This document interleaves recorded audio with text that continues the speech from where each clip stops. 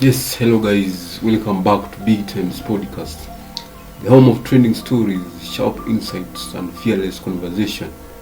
They shape our world. If it's happening, we are talking about it right here. From politics and society to culture and the voices that matter. This is where we break it down, all of them. So, my people, before we dive into today's explosive spotlight, do me a solid favor, notification, and make sure you follow us across all social media platforms: Facebook, Instagram. Just search Big Times on X, Big Times Podcast, that is on YouTube, and subscribe, comment, like. On TikTok, Big Times. Instagram, I'm using a personal account that is Peter Nando. So today we focus on a woman who is making serious political waves in Nairobi, Agnes Kagure. She's not just another name in the race. She's very bold. So guys,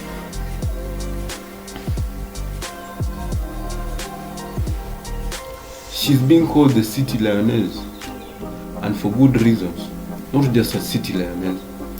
She has good reason to be called the city lioness.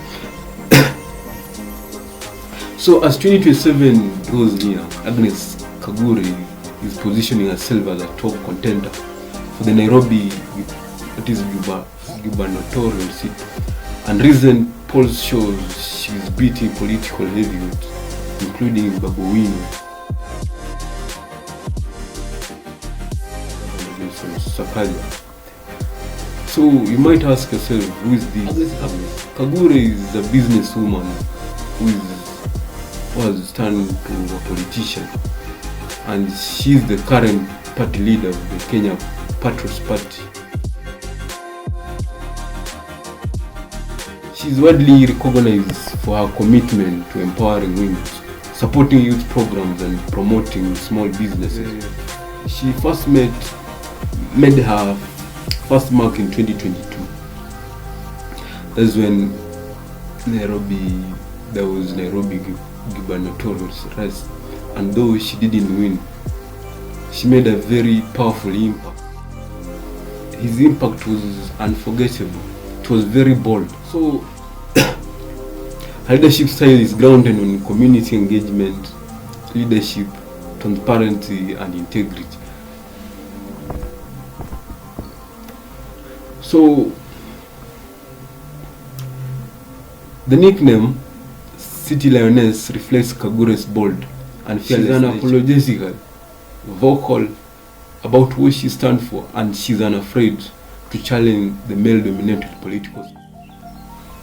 Her courage, discipline, and no-nonsense approach have made her a symbol of strength for many Nairobians seeking to break from traditional and often corrupt leadership. So we had a current poll, that is 2027 poll rankings, and this woman came out outstanding. This poll shows how serious Kagure's campaign is. She leads in the Nairobi gubernatorial race with 34%, followed by Babu at 26%. We have another politician, that's James Gakuya, at 19%, and the incumbent governors Johnson Sakaja trailing at 11%. These numbers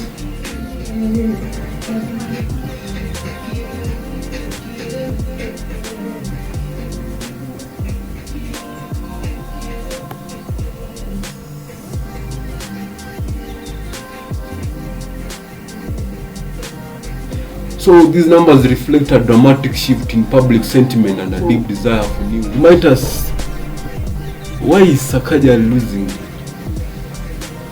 losing support. Johnson Sakaja, that is the governor of Nairobi, he was once a useful symbol of hope. Is now losing the trust of Nairobi residents. Complaints about poor garbage collection. We have complaints about ineffective service delivery and unfulfilled promises have dominated public discourse. His drop from 39% approval in 2022 to 11% today signals a growing frustration with current city leadership. So, what makes these Kagures stand out? What makes these ladies stand out is her real-world experience and her clean political slate. Unlike many of her competitors, she's not tied to political scandals or party dynasty. Her approach is practical and people-centered. She focuses on fixing broken systems, especially waste management. She has a very powerful impact in healthy revenue collection and access to business capital. Kagure has managed to win the hearts of Nairobi, that is youth, women, small businesses, owners. She has been seen relatable, trustworthy, and action-oriented. So many voters feel she understands their struggles and actually listens. Because there was one supporter who said that Agnes understands our struggles. She listens and she acts. She not only just listens and understands, she's a woman of action. Kagure has promises and agendas for the Nairobians.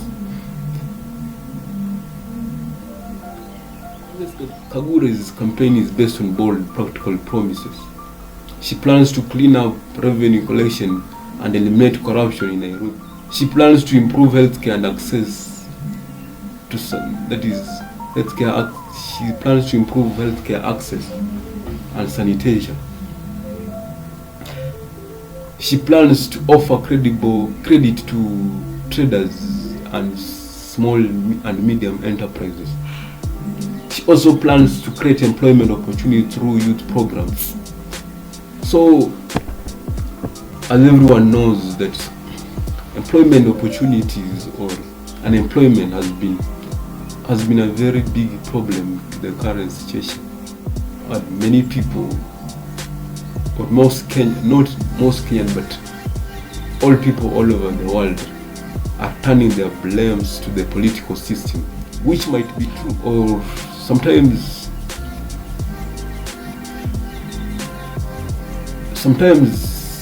you have other sectors which create very impact or has a very serious impact on economic matters. But above all, government is what control all sectors. So if people say that we should turn this blame of unemployment to politics, or we have turned, or they have turned, as it is seen that unemployment is a political problem generated from is a political cause problem. It is true, because we expect that the government controls every sector, because a good performing government ensures that every sector is performing. So if our government fails in any of the sectors, kutakuwa na these issues of unemployment, these issues of healthcare issues, these issues of education issues, because government control every sector, either social sector, either economic sector, either political sector,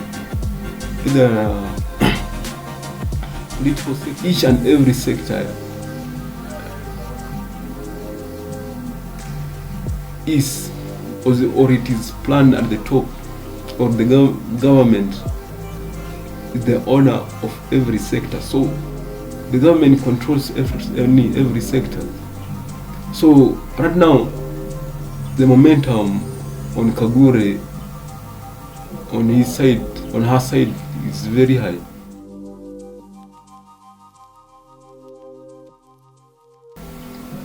But Kenyan politics can be unpredictable. To win, Kagure will need to maintain public trust. She should trust her support base and mobilize voters to show up. She says on election, she stays on this path. She has a very real shot at becoming the Nairobi's next governor. Because she represents more than just a political campaign. She represents a shift in mindset, a victory of how will signal the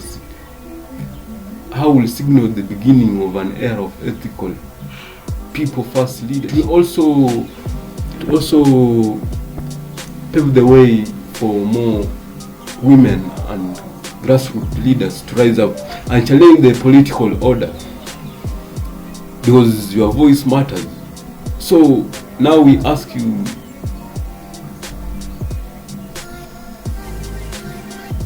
so I may ask you as my audience, because so this is my question: what do you think about Agnes Kagure? Is Nairobi ready for this kind of leadership? You yourself, will you support such a bold, fearless woman leading the capital city?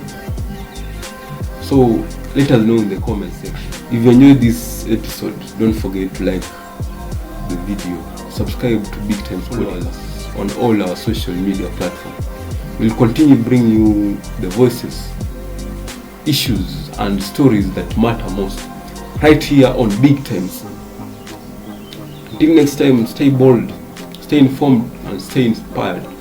Thank you guys, because without you we are nothing, or without you we have no reason to exist. So drop your comments in the comment section.